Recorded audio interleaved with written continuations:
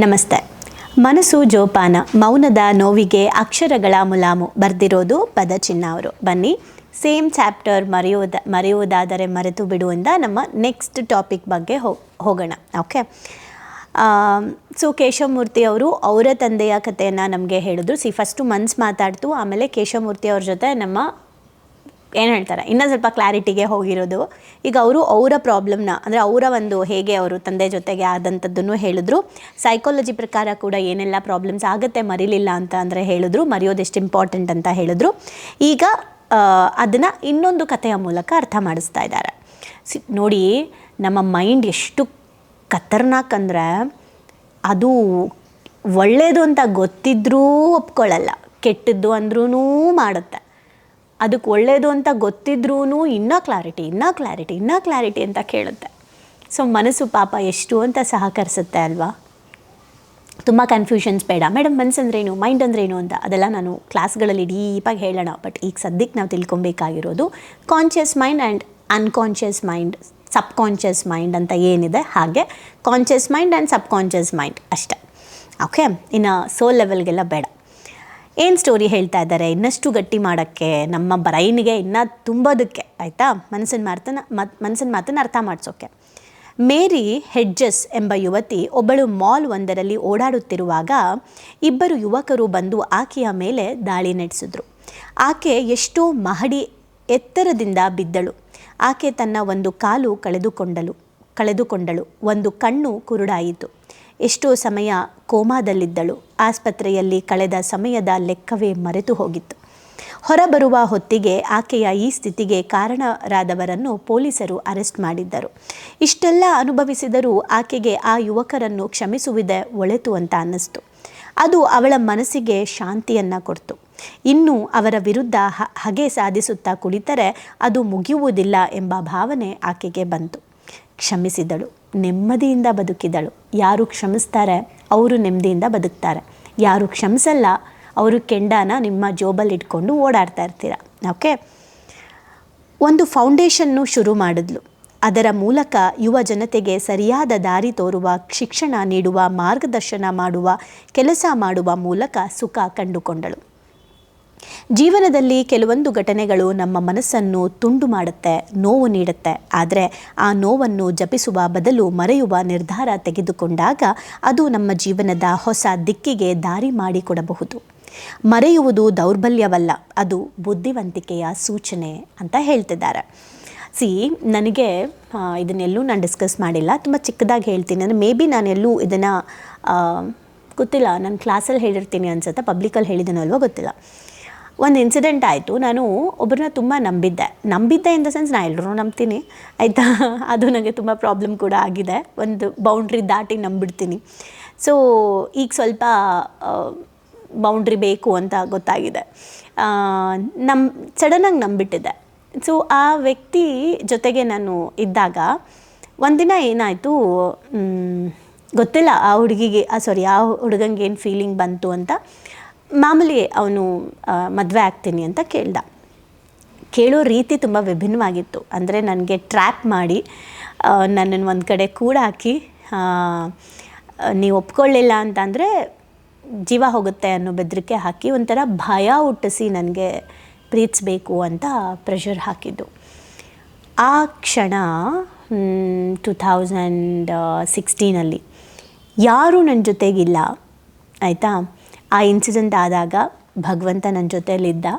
ಯಾವುದೇ ಪ್ರಾಬ್ಲಮ್ ಆಗದೆ ನಾನು ಅದರಿಂದ ಹೊರಗೆ ಬಂದು ಪೊಲೀಸ್ ಕಂಪ್ಲೇಂಟ್ ಆಗಿ ಆ್ಯಂಡ್ ಅವನ್ನ ಪೊಲೀಸವ್ರು ವಿಚಾರಣೆ ಮಾಡಿ ಬೇರೆ ಕಡೆ ಹೋಗಿ ಅವನೇನೋ ಒಂದು ಹೆಲ್ತ್ ಇಶ್ಯೂ ಮಾಡಿಕೊಂಡು ಪಾಯ್ಸನ್ ಏನೋ ತೊಗೊಂಡು ನನ್ನ ಮೇಲೆ ಅದನ್ನು ಹೇಳಿ ಅದೆಲ್ಲವೂ ಆಯಿತು. ಬಟ್ ಎಲ್ಲ ಕ್ಷಣವೂ ಕೂಡ ಧೈರ್ಯವಾಗಿ ಫೇಸ್ ಮಾಡಿದೆ ನಾನು.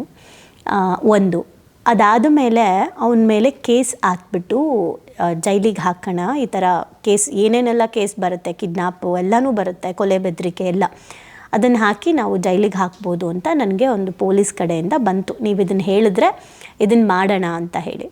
ಬಟ್ ಲಿಟ್ರಲಿ ನನಗೆ ಗೊತ್ತಿಲ್ಲ ಯಾಕೆ ಹಾಗೆ ಹೇಳಬೇಕು ಅಂತ ಅನ್ನಿಸ್ತು, ಯಾಕೆ ನಾನು ಅದನ್ನು ಮಾಡಬಾರ್ದು ಅಂತ ಅನ್ನಿಸ್ತು, ನಂಗೆ ಗೊತ್ತಿಲ್ಲ. ತುಂಬ ಸಿಂಪಲ್ಲಾಗಿ ನಾನು ಹೇಳಿಬಿಟ್ಟೆ, ಬಿಡಿ ಅವ್ನು ಯಾವುದೋ ಆ ಪರಿಸ್ಥಿತಿಯಲ್ಲಿ ಹೇಳಿದ್ದಾನೆ, ಏನೋ ಆಗಿ ಹೇಳಿದ್ದಾನೆ, ಅಟ್ಲೀಸ್ಟ್ ಅವನಿಗೆ ಇವಾಗಾದರೂ ಬುದ್ಧಿ ಬಂದಿದ್ದರೆ ಹೋಗಲಿ, ಅವನು ಚೆನ್ನಾಗಿರಲಿ, ಚೆನ್ನಾಗಿ ಬದುಕಲಿ, ನಾನೇನು ಅದನ್ನು ಕ್ಯಾರಿ ಮಾಡಲ್ಲ, ಅವನು ಅದನ್ನೇನು ಮಾಡಲ್ಲ ಅಂದರೆ ಹೊಸ ಜೀವನ ಕಟ್ಕೊಳ್ಳಿ ಅಂತ ಒಂದು ಸ್ಟೇಟ್ಮೆಂಟ್ ಕೊಟ್ಟೆ. ನನಗೆ ಯಾವುದೇ ಕಂಪ್ಲೇಂಟ್ ಮಾಡಬೇಕು ಅಂತ ಇಷ್ಟ ಆಗ್ತಾ ಇಲ್ಲ, ಬಿಕಾಸ್ ಅವ್ರದ್ದು ಫ್ಯಾಮಿಲಿ ಇದೆ, ಅವರ ಲೈಫ್ ಕೂಡ ಇದೆ, ಹಾಗಾಗಿ ನಾನು ಅದನ್ನು ಪ್ರಾಬ್ಲಮ್ ಮಾಡಲ್ಲ ಅಂತ ಹೇಳಿದೆ. ಅದಾದಮೇಲೆ ಅವ್ರ ಲೈಫ್ ಅವ್ರು ನೋಡ್ಕೊಂಡು ಇವಾಗ ಏನು ಮಾಡ್ತಿದ್ದ ನಂಗೆ ಗೊತ್ತಿಲ್ಲ, ಚೆನ್ನಾಗಿದ್ದಾರೆ ಅಂತ ಕೇಳ್ಪಟ್ಟೆ ಯಾವಾಗಲೂ ಹಳೆಯದ್ರಲ್ಲಿ. ಒಂದು 10 ವರ್ಷ ಆಗೋಯ್ತು ಬಿಡಿ, ಆಯಿತಾ, ಅದೆಲ್ಲ ಆಗಿ. ಬಟ್ ಆ ಕ್ಷಣದಲ್ಲಿ ನಂಗೆ ಯಾಕೆ ಕ್ಷಮಿಸ್ಬೇಕು ಅನ್ನಿಸ್ತು ಗೊತ್ತಿಲ್ಲ. ಬಟ್ ಲಿಟ್ರಲಿ ಹೇಳ್ತೀನಿ, ಆ ಕ್ಷಮೆ ನನಗೆ ತುಂಬ ಕಾನ್ಫಿಡೆನ್ಸ್ ಕೊಡ್ತು, ತುಂಬ ನೆಮ್ಮದಿ ಕೊಡ್ತು. ಆ್ಯಂಡ್ ಸತ್ಯ ಏನಂದರೆ, ನಾನು ಇವತ್ತಿನ ಈ ಶಿಕ್ಷಣದ ಮಾರ್ಗಕ್ಕೆ, ಅಂದರೆ ಈ ಒಂದು ಜ್ಞಾನ ಮಾರ್ಗಕ್ಕೆ ಬರೋದಕ್ಕೆ, ಇನ್ನಷ್ಟು ಡೀಪಾಗಿ ಕಲಿಯೋದಕ್ಕೆ, ಅದನ್ನಿವತ್ತು ಎಲ್ಲರಿಗೂ ಹೇಳ್ಕೊಡೋದಕ್ಕೆ ಇವರೆಲ್ಲರೂ ಕಾರಣಕರ್ತರು. ಇವರೆಲ್ಲರಿಂದ ಇವತ್ತು ಈ ಸಂಸ್ಥೆ ಶುರುವಾಗಿದೆ. ಭಗವಂತ ಅವರೆಲ್ಲರ ಮೂಲಕ ನನಗೆ ಇಷ್ಟೊಂದು ಪಾಠ ಕಲಿಸಿದ್ದಾನೆ ಅಂತ ಅನಿಸುತ್ತೆ. ಅದರದ್ದು ಡೀಪ್ ಇದೆ ಸ್ಟೋರಿ, ಬಟ್ ಈಗ ಬೇಡ. ಬಟ್ ಕ್ಷಮಿಸೋದು ನನಗೆ ಹೇಗೆ ಬಂತು ಅದು ಗೊತ್ತಿಲ್ಲ, ಬಟ್ ಅದು ಈಗಲೂ ಇನ್ಬಿಲ್ಟ್ ಆಗಿ ಬಂದಿದೆ ಅಂತ ಅನಿಸುತ್ತೆ. ಯಾವುದೂ ಕ್ಯಾರಿ ಮಾಡಲ್ಲ, ಯಾರನ್ನೂ ದ್ವೇಷಿಸಲ್ಲ, ಯಾವುದೂ ನನ್ನ ತಲೆಯಲ್ಲಿ ಇಟ್ಕೊಳ್ಳೋದಿಲ್ಲ. ಒಂದು ಬೌಂಡ್ರಿ ಹಾಕೋದನ್ನು ಇವಾಗ ಕಲ್ತಿದ್ದೀನಿ, ಬಿಟ್ಟರೆ ಮುಂದೆ ಕ್ಷಮಿಸೋದು ನನ್ನ ವೀಕ್ನೆಸ್ ಆಗಿತ್ತು. ಬಟ್ ಈಗ ಕ್ಷಮಿಸೋದು ವೀಕ್ನೆಸ್ ಅಲ್ಲ, ನನಗೋಸ್ಕರ ಕ್ಷಮಿಸ್ತೀನಿ, ಮನಸಾರೆ ಅವ್ರನ್ನ ಪ್ರೀತಿಸ್ತೀನಿ, ರೆಸ್ಪೆಕ್ಟ್ ಮಾಡ್ತೀನಿ, ದ್ವೇಷ ಇಟ್ಕೊಳ್ಳಲ್ಲ, ಅವ್ರನ್ನ ಕ್ಯಾರಿ ಮಾಡಲ್ಲ, ಬ್ಲೇಮ್ ಮಾಡಿ ಮಾಡಿ ಮಾಡಿ ಮಾಡಿ ಮತ್ತೆ. ಸೊ ಇದು ಎಷ್ಟು ಒಳ್ಳೆಯದು ಅಂತ ಇಲ್ಲಿ ಹೆಡ್ಜಸ್ ಅವರು ಹೇಳ್ತಾ ಇರೋ ಇದರಲ್ಲಿ ನನಗೆ ಅರ್ಥ ಆಗ್ತಾ ಇರೋದು. ಅವ್ರು ಹೇಗೆ ಒಂದು ಸಂಸ್ಥೆ ಸ್ಟಾರ್ಟ್ ಮಾಡಿದ್ರು ಯುವ ಜನತೆಗೆ ಕಲಿಸ್ಬೇಕು ಅಂತ, ಮೇ ಬಿ ನಮ್ಮ ಎಮೋಜಿಮ್ ಅದಕ್ಕೆ ಸ್ಟಾರ್ಟ್ ಆಯಿತು ಅಂತ. ಅದಕ್ಕೆ ಹೇಳೋದು, ತುಂಬ ಜನ ಹೇಳ್ತಾ ಇರ್ತಾರಲ್ವ, ನೀವೇನು ಕಲ್ತಿದ್ದೀರಾ, ಏನು ಮಾಡಿದ್ದೀರಾ. ಕೆಲವರು ಗುರುಗಳು ಅಂತ ಅಂದ್ಕೊಂಡಿರೋ ಅಂಥವರೇ ನನಗೆ ಎಷ್ಟೋ ಸಲ ಹೇಳಿದ್ದಾರೆ, ನನ್ನಷ್ಟು ಎಕ್ಸ್ಪೀರಿಯನ್ಸ್ ಏನಾಗಿಲ್ಲ, ಇಂಡಿವಿಜುವಲಿ ಮೀನ್ ಮಾಡೋಕ್ಕೆ ಹೋಗಿದ್ಯಾ ಅಂತೆಲ್ಲ ಬಂದಿತ್ತು ನಂಗೆ ಅವಾಗ ಶುರು ಮಾಡಿದಾಗ.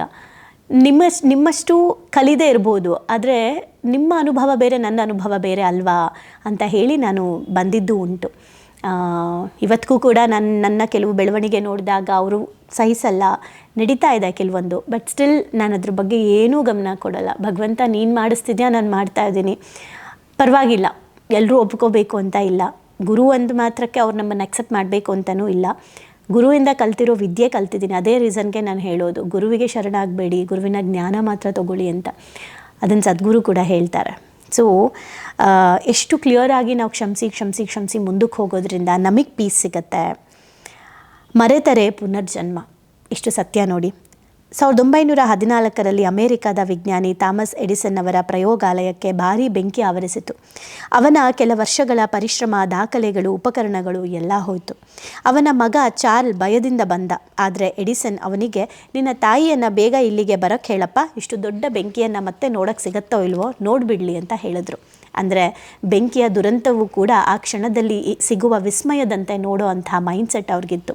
ಇದಾದ ಬಳಿಕ 3 ವಾರಗಳಲ್ಲೇ ಎಡಿಸನ್ ಮತ್ತೆ ಕೆಲಸ ಶುರು ಮಾಡಿದ್ರು. ಅವರು ಮುರಿದು ಬಿದ್ದಿದ್ದ ಒಂದು ಏನೆಲ್ಲ ಮುರಿದು ಬಿದ್ದಿತ್ತು ಅದನ್ನೇ ಆಯ್ಕೆ ಮಾಡಿಕೊಂಡ್ರು. ಆ ದುರಂತವನ್ನು ಮರೆತು ಮತ್ತೆ ಪುನರ್ಜನ್ಮಕ್ಕೆ ಕಾರಣವಾಯಿತು. ಅವಮಾನ ಮೆಟ್ಟಿ ನಿಂತರೆ ಸನ್ಮಾನ. ಪ್ರಸಿದ್ಧ ಬಾಸ್ಕೆಟ್ಬಾಲ್ ಆಟಗಾರ ಮೈಕಲ್ ಜೋರ್ಡನ್ ಅನ್ನೋರು ತಾನು ಹೈಸ್ಕೂಲ್ ತಂಡಕ್ಕೆ ಆಯ್ಕೆಯಾಗಿಲ್ಲ ಎಂಬ ಕಾರಣಕ್ಕೆ ಮನೆಯಲ್ಲೇ ಕೂತು ಅತ್ತ. ಆದರೆ ಆತ ಆ ಅವಮಾನವನ್ನು ಮರೆತು ತಾನು ಹೇಗೆ ಉತ್ತಮ ಆಟಗಾರನಾಗಬಹುದು ಅನ್ನೋದ್ರ ಕಡೆ ಗಮನ ಕೊಟ್ಟ. ಪದೇ ಪದೇ ಶ್ರಮ ಹಾಕಿ ಉತ್ತಮ ಆಟ ಪ್ರದರ್ಶಿಸಿ ಒಂದು ದಿನ ವಿಶ್ವವೇ ನೋಡುವಂಥ ಆಟಗಾರನಾದ. ಆತ ಹೇಳುವ ಒಂದು ಮಾತಿದೆ, ನಾನು ಬದುಕಿನಲ್ಲಿ 100 ಬಾರಿ ವಿಫಲನಾಗಿದ್ದೇನೆ, ಅದೇ ಕಾರಣಕ್ಕೆ ನಾನೀಗ ಯಶಸ್ವಿಯಾಗಿದ್ದೇನೆ. ಮರೆತು ಬಿಡಬೇಕು, ಆದರೆ ಪಾಠವನ್ನು ಉಳಿಸಿಕೊಳ್ಳಬೇಕು. ನೋವು ಕೊಟ್ಟವರನ್ನು ಅಲ್ಲದಿದ್ದರೂ ಆ ನೋವನ್ನು ಮರೆಯಬೇಕು. ಎಷ್ಟು ಚೆನ್ನಾಗಿದೆ ನೋಡಿ, ನೋವು ಕೊಟ್ಟವ್ರನ್ನಲ್ಲದೆ ಇದ್ದರೂ ನೋವನ್ನು ಮರೀರಿ ಅಂತ. ಆಗ ನಮಗೆ ದ್ವೇಷ ಇರಲ್ಲ ಅಲ್ಲ ಅಲ್ಲಿ. ಈಗ ನನ್ನ ಆ ವ್ಯಕ್ತಿಯ ನಡುವೆ ಒಂದು ನೋವಿದೆ, ಆ ವ್ಯಕ್ತಿ ನನಗಿನ್ನ ನೆನಪಿದ್ದಾರೆ, ಬಟ್ ಆ ವ್ಯಕ್ತಿ ಕೊಟ್ಟಂಥ ನೋವು ನಂಗೆ ನೆನಪಿಲ್ಲ, ಅದಕ್ಕೆ ನಾನು ನೆಮ್ಮದಿಯಾಗಿದ್ದೀನಿ ಅಂತ. ಅದನ್ನು ಹಿಡಿದುಕೊಂಡಿದ್ದರೆ ಅದೇ ನಿನ್ನ ಜೀವನಕ್ಕೆ ದುಃಖ ನೀಡುತ್ತದೆ. ಮರೆವು ದಯೆಯ ಚಿಹ್ನೆ, ಕ್ಷಮೆಯ ಸೂಚನೆ ಮತ್ತು ಶಕ್ತಿಯ ಪ್ರದರ್ಶನ. ಯಾಕೆ ಮರಿಬೇಕು ಅಂತ ಎಷ್ಟು ಡೀಪಾಗಿ ಅರ್ಥ ಮಾಡಿಸ್ತಿದ್ದಾರೆ ನೋಡಿ. ಅಂದರೆ ಇಷ್ಟು ದಿನ ನಮಗೆ ಮರಿಬೇಕು ಮೇಡಮ್, ಮರೆಯೋಕ್ಕಾಗ್ತಿಲ್ಲ ಮೇಡಮ್, ನಾನು ಮರೆಯೋಕ್ಕೆ ಏನು ಮಾಡಬೇಕು ಮೇಡಮ್ ಅಂತ ಕೆಲವೊಂದೆಲ್ಲ ಕ್ವೆಶನ್ಸ್ ಬರ್ತಿರುತ್ತಲ್ಲ, ಅದಕ್ಕೆ ಮನಸ್ಸು ಏನು ಹೇಳ್ತಾ ಇದೆ ಆ್ಯಂಡ್ ಜ್ಞಾನದಿಂದ ಹೇಳೋರು ಏನು ಹೇಳ್ತಾ ಇರ್ತಾರೆ, ಏನಕ್ಕೆ ಮರಿಬೇಕು ಅನ್ನೋದ್ರ ಬಗ್ಗೆ ಡೀಪಾಗಿ ಕ್ಲಾರಿಟಿ ಸಿಗ್ತಾ ಇದೆ. ಈಗಲಾದರೂ ನಿರ್ಧಾರ ಮಾಡಿ ಯಾವುದನ್ನು ಮರಿಬೇಕು, ಯಾವುದನ್ನು ನೆನ್ಪಿಟ್ಕೋಬೇಕು ಅಂತ. ಸೊ ಇನ್ನೂ ಡೀಪಾಗಿ ಏನೇನೆಲ್ಲ ಪ್ರಾಕ್ಟೀಸ್ ಮಾಡ್ಬೋದು ಅನ್ನೋದನ್ನು ಮತ್ತು ಕೇಶವಮೂರ್ತಿ ಅವ್ರು ಏನು ಹೇಳಿದ್ರು ಅನ್ನೋದನ್ನು ನಾಳಿನ ಎಪಿಸೋಡಲ್ಲಿ ನೋಡೋಣ. ಏನು ಅರ್ಥ ಆಯಿತು ಅಂತ ಕಮೆಂಟ್ ಮಾಡಿ ಕ್ಷಮಿಸಿ. Thank you.